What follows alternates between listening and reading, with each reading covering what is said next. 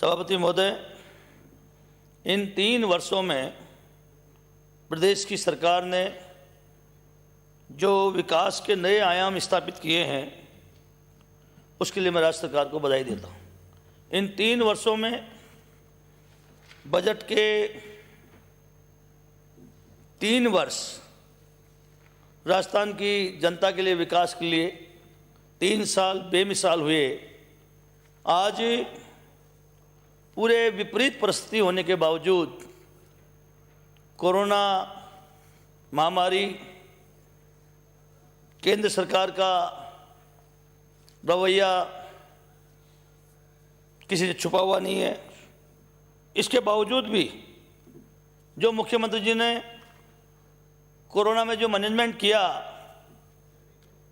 पूरे हिंदुस्तान में राजस्थान सर्वश्रेष्ठ रहा। ऐसी स्थिति माननीय सभापति महोदय, एक तरफ सरकार के पास बीमार लोगों को उपचार उपलब्ध कराने की चुनौती थी, दूसरी तरफ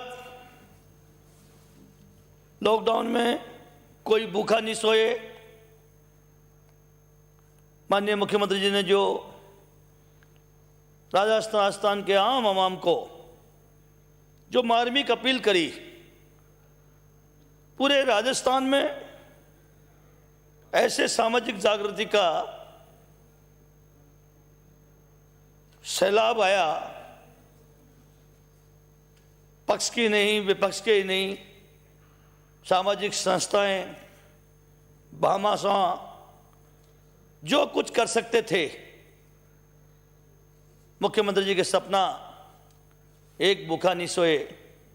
फक्र है राजस्थान के मुख्यमंत्री जी पर, चाहे अपने सरकारी स्तर पर प्रयास करने का मामला हो। 33 लाख ऐसे परिवार जिनका सर्वे कराया, गरीब लोग, प्रत्येक परिवार को 5,500 रुपए उनको सहायता दिए। और मुख्यमंत्री जो अपील थी, अभी माननीय जितेंद्र सिंह जी कह रहे थे, विधायक कोष से 5 करोड़ रुपए मुख्यमंत्री जी ने दिए। और इस कोरोना महामारी में उन्होंने शिथिलता दी, कोई भी माननीय विधायक हॉस्टल के लिए तय कर दिया। इसके अलावा भी जहाँ गरीब क्षेत्र है, उद्योग धंधे नहीं है, केवल मजदूरी पर गरीब आदमी निर्भर रहता है, नरेगा भी बंद हो गई। ऐसी स्थिति में विधायक कोष से भी खाद्य सामग्री के पैकेट दे दिए जा सकते हैं। माननीय सभापति महोदय, मैंने मेरी दूदू विधानसभा में 2 करोड़ रुपए के विधायक कोष से खाद्य सामग्री के पैकेट दिए। और पूरे 3 महीने 4 महीने ऐसे गरीब के घर में इतना बड़ा पीपा नहीं होता आटे का, निकाल के अपने बच्चों को रोटी खिला दें। लेकिन मुख्यमंत्री जी की वो अपील जो उन्होंने, मेरा क्षेत्र गरीब क्षेत्र है, मुख्यमंत्री जी की अपील के लेकर मेरे यहाँ के जो भामाशाह छोटे मोटे जो उद्योग धंधे वाले लोग थे, मैंने उनको एक जगह मुठा बुलाकर उनसे प्रार्थना करी। मुख्यमंत्री जी ने संकल्प लिया है, प्रदेश में कोई भूखा नहीं सोना चाहिए। और दूदू विधानसभा तो गरीब क्षेत्र है, यहाँ भूखा सोना एक अभिशाप है। उन छोटे छोटे लोगों ने भी सरकारी खाते में, मेरे विधानसभा के लोगों ने 2.5 करोड़ रुपए जमा कराए। केवल अकेली विधानसभा में 4.5 करोड़ रुपए के खाद्य सामग्री के जो पैकेट, करीब 1,30,000 हमने पैकेट वितरण किए। माननीय सभापति महोदय, हर आदमी में मुख्यमंत्री जी की जो मार्मिक अपील थी, इतना बड़ा उसका असर देखने को मिला। जिला कलेक्टर स्तर पर एक खाद्य सामग्री का पैकेट 460 रुपये में दिया जा रहा था। हमारे यहाँ के छोटे छोटे व्यापारी इकट्ठे हुए, ये गरीबों को बचाने का मामला है, हम एक पैसा भी इसमें बेनिफिट नहीं लेंगे, हम अपना खुद का समय भी हम परमार्थ के काम में लगाएंगे। और 288 रुपये में जो जिला कलेक्टर स्तर पर 460 रुपये का पैकेट था, सेम वही पैकेट 288 रुपये में हमारी विधानसभा में दिए। ये मुख्यमंत्री की जो मार्मिक अपील थी उसका परिणाम था सभापति महोदय। मास 1,31,000 मास मैंने प्रयास करके मैंने वितरण कराए। करीब 3.5 लाख मास मेरे विधानसभा में वितरण हुए। पूरे राजस्थान में एक क्रांति आ गई सभापति महोदय। पूरे राजस्थान में जिस तरह से मुख्यमंत्री जी ने, जिस तरह से लोगों को समझ में आ गया, एतबार हो गया, चाहे प्रदेश के मुख्यमंत्री जी के में भी सहयोग करने का मामला हो, उनके कोविड फंड में भी राजस्थान की जनता, राजस्थान के भामाशाह उमड़ पड़े। मुख्यमंत्री जी ने जो लोग 3-3, 4-4 महीने तक लॉकडाउन लग गया, डेथ हो गई, उनके फूल लोगों के घरों में रखे थे, मंदिरों में रखे थे। मुख्यमंत्री जी ने फैसला किया सरकार की तरफ से उनके अस्थि कलश हरिद्वार में विसर्जन करने के लिए, उसमें रजिस्ट्रेशन करवाए।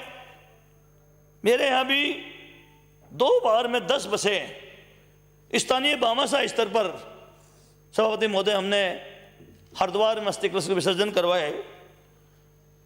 अध्यक्ष सभापति महोदय, मुख्यमंत्री जी ने कहा सहयोग करो। मैंने भी मुख्यमंत्री जी के उस अपील से मेरे क्षेत्र में जो मार्च 2020 में और जून 2021 तक जिनकी भी डेथ हुई, चाहे कोरोना में हुई चाहे बिना कोरोना में हुई, लेकिन जिनके नाबालिग बच्चे थे, हमने सरकारी तरह से सर्वे करवाया और 250 लोगों को माननीय सभापति महोदय भामाशाहों से अपील करी 21-21 हज़ार का चेक उन परिवारों को जिनके नाबालिग बच्चे थे, हमने उनको चेक उपलब्ध कराए। तो मुख्यमंत्री जी ने जो अपील करी उसका इतना बड़ा फर्क पड़ा सभापति महोदय कि आज फक्र से कह सकते हैं कि राजस्थान में कोई व्यक्ति भूखा नहीं सोया है। मुख्यमंत्री ने कहा हॉस्पिटल्स भूल गए विधायक लोग, हमें विकास के लिए पैसा देना है। पूरे राजस्थान के लोग विधायक कोष से भी 2-2 करोड़ का उन्होंने मुख्यमंत्री ने प्रावधान किया। 2 करोड़ रुपए आपको चिकित्सा में देना है, आपकी जो चिकित्सा संस्थान है इनको इंफ्रास्ट्रक्चर को सुदृढ़ करना है। मैंने मेरे विधानसभा में 4,26 लाख मेरे विधायक कोष से जो विभिन्न चिकित्सालय हैं सभापति महोदय, उनमें चाहे ऑक्सीजन प्लांट बनाने का मामला हो, एम्बुलेंस उपलब्ध कराने का मामला हो, उपकरण हो, 4,26 लाख रुपए मैंने केवल हेल्थ डिपार्टमेंट को दिए।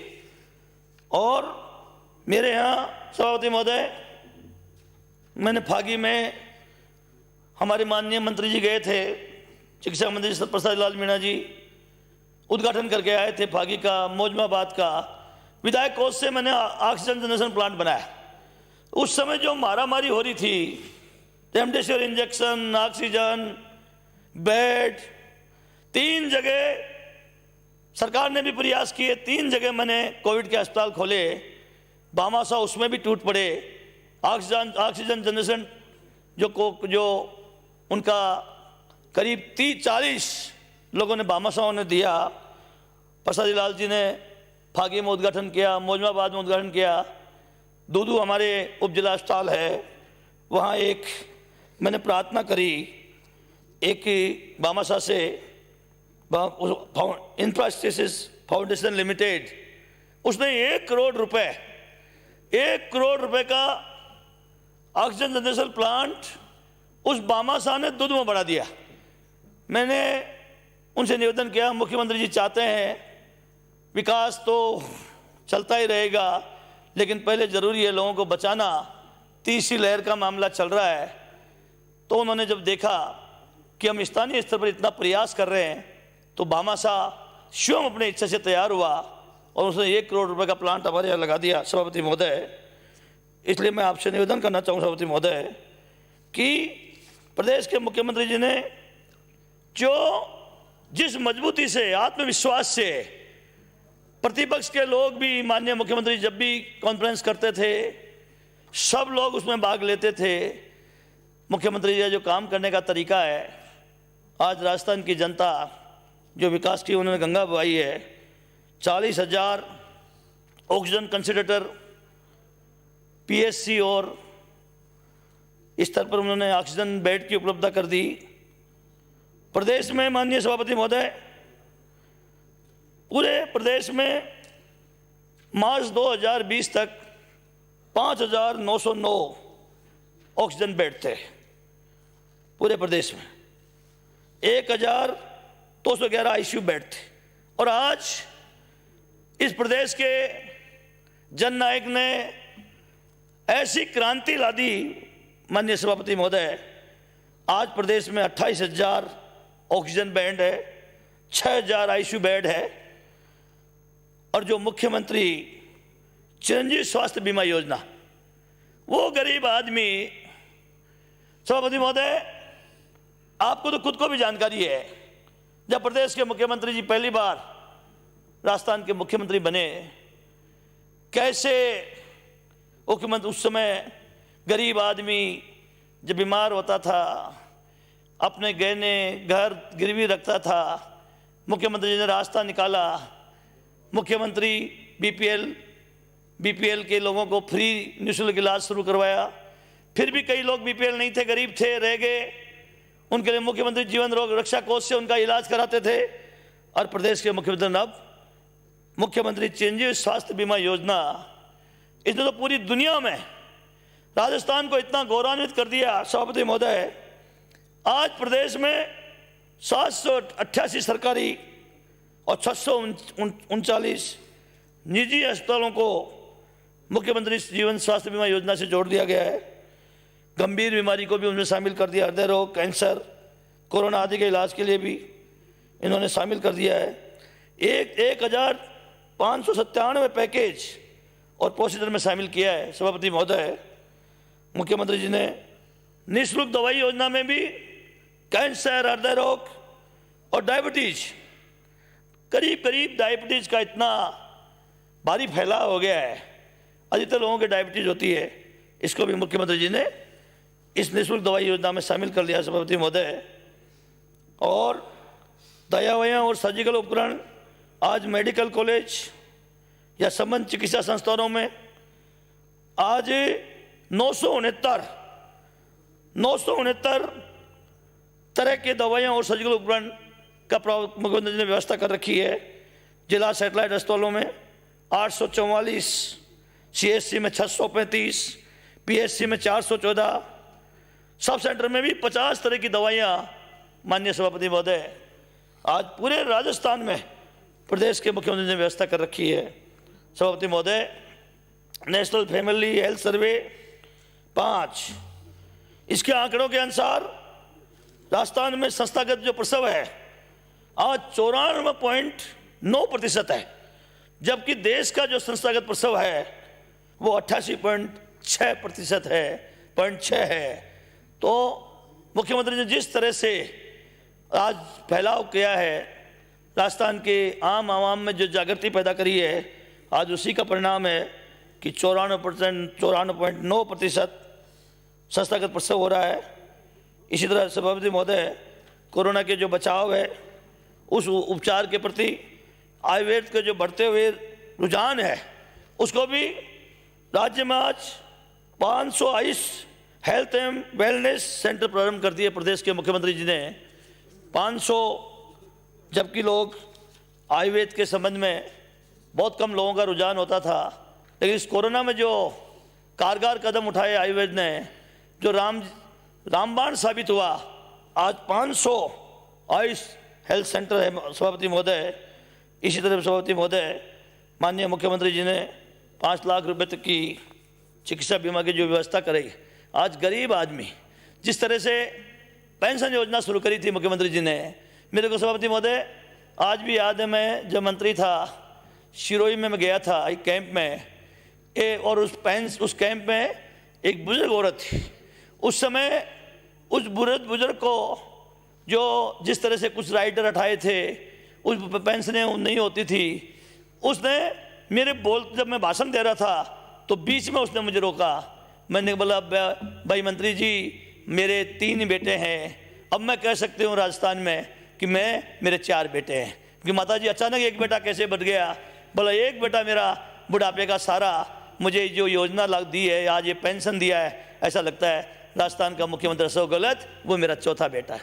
ऐसी दुआएं सभापति महोदय, आज आम गरीब आदमी की जो दुआएं निकलती है प्रदेश के मुख्यमंत्री जी के लिए, इसलिए मैं आपसे कहना चाहूँगा कि आज राजस्थान में आमा जिस तरह से ये सरकार काम कर रही है सभापति महोदय, अभी हमारे खेल मंत्री जी ने पिछली बार घोषणा करी थी राजस्थान में ग्रामीण ओलंपिक, जहाँ पंचायत स्तर पर, ब्लॉक स्तर पर, जिला स्तर पर 26 लाख लोगों ने रजिस्ट्रेशन करा दिया। ये भी मैं समझता हूँ राजस्थान क्या हिंदुस्तान के इतिहास में ये पहला ऐसा अभियान होगा जहाँ 26 लाख लोग, गांव स्तर के लोग जमा कराएं। सभापति महोदय, माननीय मुख्यमंत्री जी ने जन आधार कार्ड के माध्यम से राशन वितरण करने की बात करी है। सरकार का अच्छा सोच है सभापति महोदय। 1 रुपये किलो, पूरे हिंदुस्तान में 2 रुपये किलो, राजस्थान में 1 रुपये किलो मुख्यमंत्री जी ने पहल करी है। इसमें मैं सभापति महोदय आपके माध्यम से एक इतना सा जरूर निवेदन करना चाहूँगा, जो गरीब आदमी थे, जो खाद्य सुरक्षा से जुड़े हुए थे, वो किसी कारण से आज खाद्य सुरक्षा का जो बंद है, नए नहीं जोड़ सकते हैं, नए लोगों को मौका नहीं मिल रहा है। लेकिन सभापति महोदय कुछ ऐसे गरीब हैं जो बिल्कुल अनाथ और वो जुड़े हुए थे, वो किसी कारण से अगर वो 3 महीने तक उन्होंने खाद्य सुरक्षा में गेहूँ नहीं लिए, उनका अंगूठा नहीं मिला, OTP का मिला, OTP नहीं मिला, तो उन 3 महीने तक नहीं लेने के कारण सभापति महोदय उनका गेहूँ बंद हो गया। मैं मुख्यमंत्री से आग्रह करूँगा, आपने जो अपात्र लोग थे ऐसे लोगों के भी बहुत गेहूँ बंद किए हैं। अगर आपका ये ना आपने बंद करा रखा है केंद्र सरकार ने, लेकिन आपके पास इतने लोगों ने बंद करा दिया, आप नए लोगों को मत जोड़ो, वो भी जोड़ना चाहिए आपको। लेकिन जो गरीब आदमी है, जो बेचारे मजदूरी करता है, झोंपड़ी में रहता है, अगर उसके भी 3 महीने तक गेहूँ नहीं लिया, OTP नहीं मिली, अंगूठा नहीं मिला, उसका गेहूँ बंद हो गया, आज वो वंचित है। सभापति महोदय, मैं सरकार का ध्यान आकर्षित करना चाहता हूँ कि आपका अगर राइडर लगा है, राजस्थान को जो आवंटित है उससे ज़्यादा राजस्थान में खाद्य सुरक्षा के कार्ड हैं, तो उस राइडर में बहुत लाखों लोगों के, हजारों लोगों के आपके बंद हुए हैं। तो मैं ये चाहता हूँ आपसे कि कम से कम जो गरीब आदमी है, जो पहले से मिल रहा है, बरसों से मिल रहा है, जिसके न कोई नौकरी में नहीं है, न कोई इनकम टैक्स देता है, जो बड़े में रहता है, ऐसे गरीबों का चाहे सर्वे कराएं और आपको उनको वापस खाद्य सामग्री से ऐसे लोगों को जो वापस उनकी शुरुआत करनी चाहिए। सभापति महोदय, किसानों के हितों को ध्यान में रखते हुए सरकार अलग से कृषि बजट प्रस्तुत कर रही है। बहुत ही ये सरकार धन्यवाद की पात्र है सभापति महोदय। वैसे भी सरकार ने जब राजस्थान में अशोक गहलोत जी मुख्यमंत्री बने, हमेशा उनके काम करने का जो तरीका, गरीब आम आदमी, किसान, उसको केंद्र बिंदु मानकर फैसले करते हैं। हमारी सरकार में सहकारी बैंकों में 8,161 करोड़ के कृषि ऋण साफ माफ किए हैं। गत सरकार के समय 6,000 करोड़ रुपए के भुगतान, इन्होंने पिछली सरकार का जो बकाया था उसके भुगतान किया है। 14,000 करोड़ रुपए किसानों के ऋण माफ किए हैं सभापति महोदय। और इन 3 वर्षों में 36,357 करोड़ रुपए के अधिक उससे भी अधिक अल्पकालीन ऋण, 846 करोड़ रुपए मध्यकालीन ऋण, 362 करोड़ 70 लाख रुपए दीर्घकालीन ऋण वितरित किए हैं। सरकार ने काबिल तारीफ किया किसानों के लिए सभापति महोदय। मुख्यमंत्री जी तो मुख्यमंत्री किसान मित्र योजना में प्रतिमाह 1,000 रुपये का अनुदान दिया जा रहा है किसानों को। बहुत से लोग ऐसे सभापति महोदय, लघु किसान, सीमांत किसान, जिनके 1,000 रुपये बिल आता है, आज उनके एक पैसा भी बिल नहीं आता है, जीरो बिल आता है। मुख्यमंत्री जी ने बहुत ऐतिहासिक काम किया सभापति महोदय। लेकिन मैं एक निवेदन करना चाहूँगा सभापति महोदय, ये सरकार कमिटेड है किसानों के भले के लिए, किसानों के लिए फैसले करने के लिए। आज कर्जा की बात करते हैं, केंद्र सरकार के बैंक रह गए हैं। ये किसान के पास किस बात का कर्जा है सभापति महोदय? किसान के पास कर्जा है बुआई का, बुआई जुताई का, बीज का। ये किसान का कर्जा होता है। जब उसको बुआई जुताई बीज की जरूरत पड़ती है, खाद की जरूरत पड़ती है, किसान केसीसी का लोन लेता है, अतिवृष्टि हो जाती है, अनावृष्टि हो जाती है, उसके फसल पैदा नहीं होता है, वो किसान का कर्जा होता है। मैं मुख्यमंत्री से प्रार्थना करना चाहूँगा, मैंने पहले भी सदन में 1-2 बार कहा था सभापति महोदय कि आपको अगर इस किसान में आप अलग कृषि का बजट ला रहे हो, इस राजस्थान के किसान को कर्जे से बचाना है, तो आपको एक बहुत बड़ा फैसला करना चाहिए, फैसला करना पड़ेगा सभापति महोदय।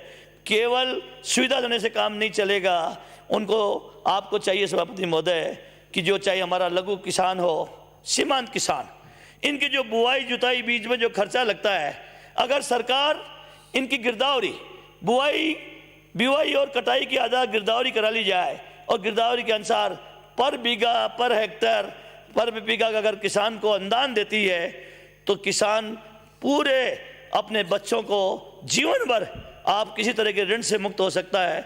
जब उसका जितना सा अनुदान मिल जाए, अगर अतिवृष्टि अनावृष्टि हो गई, किसान के पैदा नहीं हुआ और पैदा नहीं होने पर भी अगर उसका कर्जा नहीं हुआ और उसको अनुदान से चुका देगा, तो किसान को किसी के हाथ फैलाने की जरूरत नहीं है। हमारे राजस्थान और हिंदुस्तान का किसान आप जानते हो, आप बेचारा सर्दी गर्मी बरसात में, मैं चाहूँगा सरकार को इसमें भी विचार करना चाहिए सभापति महोदय। मैं आपसे यही प्रार्थना करता हूँ सभापति महोदय। आपने कहा कृषि विद्युत कनेक्शन बिजली दर नहीं बढ़ाएंगे, आपने नहीं बढ़ाया। शायद हिंदुस्तान के इतिहास में ये पहली सरकार जो 5 साल पता ही नहीं पड़ता सभापति महोदय, छोटी मोटी सब्जी भी लेते हैं, आज जब रात को सोते हैं सुबह उठते हैं तो उसका भाव बदल जाता है। ये तो बिजली है। 5 साल तक मुख्यमंत्री जी का ये कहना कि हम किसान का बिजली की दर नहीं बढ़ाएंगे, जो दुस्साहस, एक तरह से दुस्साहस ही कह सकता हूँ सभापति महोदय। लोग कल्पना नहीं कर रहे थे, लोग विश्वास नहीं कर रहे थे। वैसे तो ये कह रहे थे राजस्थान का मुख्यमंत्री जो भी कोई फैसला करता है उसमें कामयाब होता है, क्योंकि उनका जो फैसले का तरीका है, गरीब है, आम आदमी है, उसकी दुआएं इनके साथ रहती हैं, तो उन दुआओं की वजह से कामयाब रहते हैं। लेकिन फिर भी आज 3 साल हमारी सरकार को गुजर गई, हमारे कृषि कनेक्शनों में 1 पैसा बिजली का नहीं बढ़ाया सभापति महोदय। मैं इस बात के लिए धन्यवाद देता हूँ सभापति महोदय। मुख्यमंत्री दूध उत्पादन संबल योजना, मुझे याद है सभापति महोदय, जब मैं डेयरी मंत्री था उस जमाने में मैंने मुख्यमंत्री से प्रार्थना करी थी, क्योंकि आज राजस्थान के जो किसान है अधिकतर, इनका जीवन का निर्भर कई बार अपने ब्याह शादियों में भात भरना, छोटी मोटी और पढ़ाई लिखाई में काम करना, ये दूध इतना बड़ा रामबाण साबित हो रहा है। इसको दूध को बेच देते हैं, उससे पैसा आ जाता है, अपने घर गृहस्थी के काम हो जाते हैं। मुख्यमंत्री जी ने उस समय 2 रुपये किलो, 2 रुपये लीटर के अनुदान दिया था, और राजस्थान के मुख्यमंत्री जी ने साबित कर दिया कि राजस्थान में किसानों का अगर कोई भला कर सकता है तो कांग्रेस सरकार, अशोक गहलोत की सरकार कर सकती है। जैसे ही सरकार बदली सभापति महोदय, जैसे ही भारतीय जनता पार्टी की सरकार आई, भारतीय जनता पार्टी की सरकार आई, पहला फैसला किया उस सरकार ने कि जो 2 रुपये हम किसान को दूध पर अनुदान दे रहे थे उसको बंद कर देते हैं। पूरे 5 साल उन्होंने 1 पैसा अनुदान किसान को नहीं दिया। मैं आपके माध्यम से, मुख्यमंत्री जी बजट भी पेश करने वाले हैं, मैं उनसे प्रार्थना करूंगा, क्योंकि ये एक इतनी बड़ी ताकत है। अगर आज राजस्थान का आम गांव में रहने वाला आदमी इस पर निर्भर करता है, खेती का भरोसा नहीं है सभापति महोदय, खेती घाटे का सौदा हो गया सभापति महोदय। कभी अनावृष्टि, कभी अतिवृष्टि, तरह तरह के उनमें 50 तरह के खर्चे। लेकिन मैं आपसे प्रार्थना करूंगा, इस बार बजट में मुख्यमंत्री जी को चाहिए 2 रुपये के स्थान पर 3 रुपये कम से कम या 4 रुपये उस किसान को अनुदान देना चाहिए। जब हमारा पशुपालन मजबूत है तो ये समझ लीजिए राजस्थान बहुत मजबूत है और मजबूत बनेगा सभापति महोदय। इसलिए मैं आपसे प्रार्थना करूंगा कि इसमें भी हमें ध्यान रखना चाहिए। और 80% लोग आज दूध पर निर्भर कर रहे हैं, और इसलिए सभापति महोदय मैं आपसे कहूँगा कि इसमें सुधार करना चाहिए। एक निवेदन और करना चाहूँगा सभापति महोदय, हालांकि हमारी सरकार, हमारे जो सरकार के सहकारी डेयरी हैं, डेयरी संघों पर पशु आहार में अनुदान देती है, लेकिन ये अनुदान है, ये एक तरह से आटे में नमक के बराबर है, ये अनुदान कम है। जब सरकार अलग से कृषि बजट ला रही है तो सरकार के यहाँ मंत्री लोग भी बैठे हैं, इस अनुदान को भी मुख्यमंत्री जी को बजाना चाहिए, बजट में इस पर घोषणा करनी चाहिए। निश्चित रूप से मैं कहना चाहूँगा, एक जो वो दौर था जब मुख्यमंत्री जी ने निःशुल्क दवाई योजना, दवाई फ्री, जांच फ्री, उस जमाने में पशुधन निःशुल्क, उन्होंने उस समय पशुओं के लिए भी दवाई फ्री। मुझे आज भी इस बात की खुशी है सभापति महोदय कि पशुधन निःशुल्क आरोग्य योजना में 120 तरह के टीके और दवाइयाँ फ्री सरकार की तरफ से दी जा रही है, इसलिए मुख्यमंत्री जी का धन्यवाद करना चाहूँगा। सभापति महोदय, जब प्रतिपक्ष के लोग जब वोट लेने आते हैं, वोट की बात करते हैं तो गाय की बात करते हैं, जब ये सरकार में आते हैं एक पैसा ये गाय गऊ के लिए एक पैसा कभी नहीं बढ़ाते हैं। मैं मुख्यमंत्री जी को धन्यवाद देना चाहूँगा।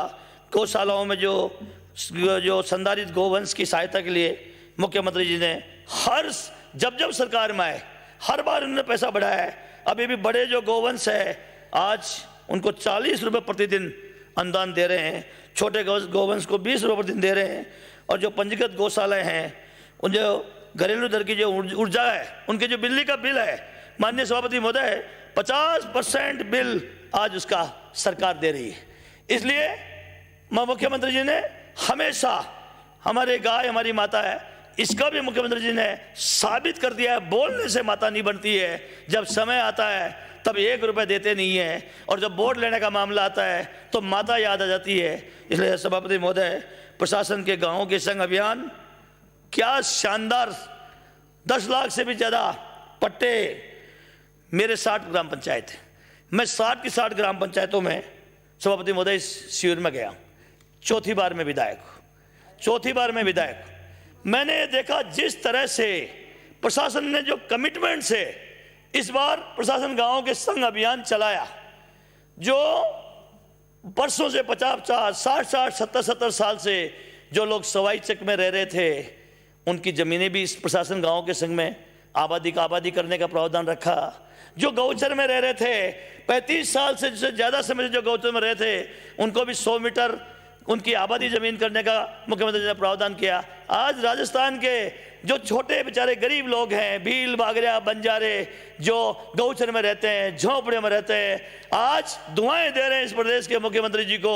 उन्होंने सुध ली है इस प्रदेश के मुख्यमंत्री ने उन गरीब आदमियों की, कि आज उनके लिए भी सोचा कि ये इनको भी मकान होना चाहिए। आज 1 रुपये किलो अनाज दे रहे हैं, इनको रोटी मिलनी चाहिए, इनको रोजगार नरेगा तो हमारे यहाँ ख़त्म ही हो गई थी उस समय जब भारतीय नरेगा में ज़बरदस्त तरीके से रोजगार दे रहे हैं। इसलिए मैं सभापति महोदय आपके माध्यम से सरकार का थोड़ा सा ध्यान आकर्षित करना चाहता हूँ।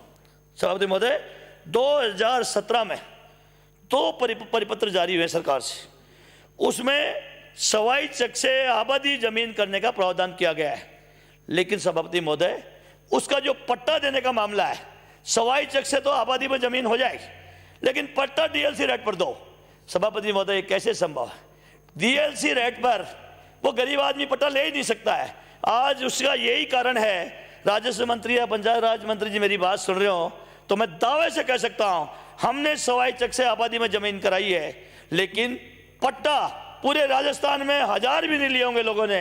कोई ऐसी कॉम्प्लेक्स जो कोई ऐसे कस्बे में हो जहां बाजार में उसने कहीं अपना दूसरा घर हो, उसमें कोई पट्टा ले लिया हो डीएलसी रेट पर, इसलिए इसका फायदा नहीं मिल रहा है। मैं चाहूँगा जब हम नगर पालिका शहरी क्षेत्रों में 501 रुपये में पट्टा दे रहे हैं, मुख्यमंत्री तो गांव के गरीब आदमी के दिलों पर राज करते हैं, मसीहा है राजस्थान के गरीबों का। मैं उन तक ये बात पहुंचाना चाहता हूं सभापति आपके माध्यम से कि जब 501 रुपये में हम शहर में पट्टा दे रहे हैं, उनको ये जो डीएलसी रेट वाला है, इस प्रावधान को सभापति महोदय खत्म करना चाहिए, ये मैं आपसे प्रार्थना कर रहा हूँ।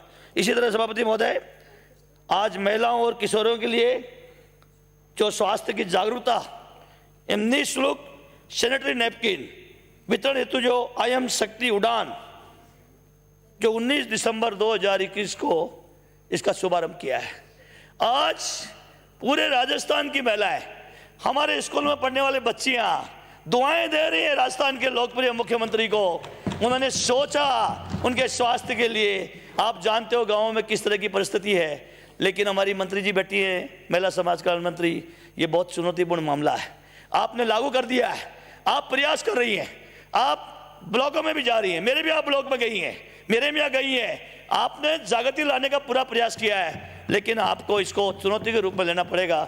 ये जब सफल होंगे हम पूरी तरह से, तो राजस्थान के लोग दुआ देंगे। सभापति महोदय, जल जीवन मिशन के अंतर्गत मैं खत्म कर रहा हूँ सर, 2 मिनट, जब मैं तो वैसे ही नहीं बोलता सर, बहुत कम बोलता हूँ।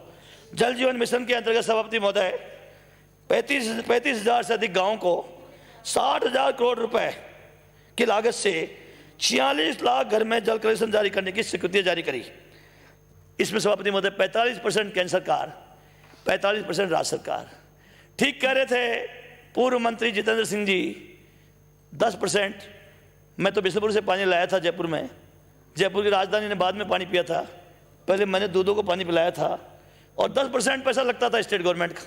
अब सभापति मैं एक प्रार्थना और करना चाहता हूँ आपसे, कई लोग ऐसे हैं सभापति महोदय जो अत्यंत गरीब है बेचारे, केवल नरेगा के आधार पर काम करते हैं, और ये जो अनुदान 10% है, 2700 रुपये का उनको कनेक्शन लेना पड़ता है।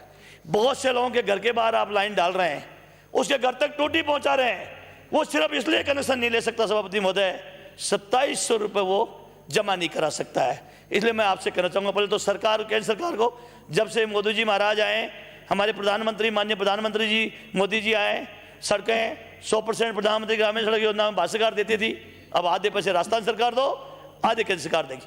पानी 10% पैसा केंद्र राजस्थान सरकार देती थी, 90% केंद्र सरकार देती है, अब आधे राजस्थान सरकार दो, आधे केंद्र सरकार दो। इसलिए मैं ये जो जन सहभागिता, कम से कम सर्वे करा लेना चाहिए मुख्यमंत्री जी को। कहीं ऐसे कोई बीपीएल परिवार हो, गरीबी से नीचे रेखा के परिवार हो, उनसे घर तक नल फिटिंग से टूटी लगाने तक का जो मामला है सभापति महोदय, इसका एक प्रावधान करके उनको फ्री करना चाहिए। मैंने कहा वो बिल जमा करा देंगे, लेकिन आपने घर घर तक टूटी पहुंचा दी। मेरे 233 गांव, हर घर को आपने मुख्यमंत्री बजट घोषणा में शामिल कर दिया। मंत्री जी बैठे हैं, बहुत डायनेमिक मंत्री जी बैठे हैं, जयपुर जिले के हैं। मैं इनसे कहना चाहूँगा, आज भी गाँव में ऐसे लोग हैं जो 2700 रुपये नहीं दे सकते मंत्री महोदय, आपका वो घर में टूटी के पानी के लिए।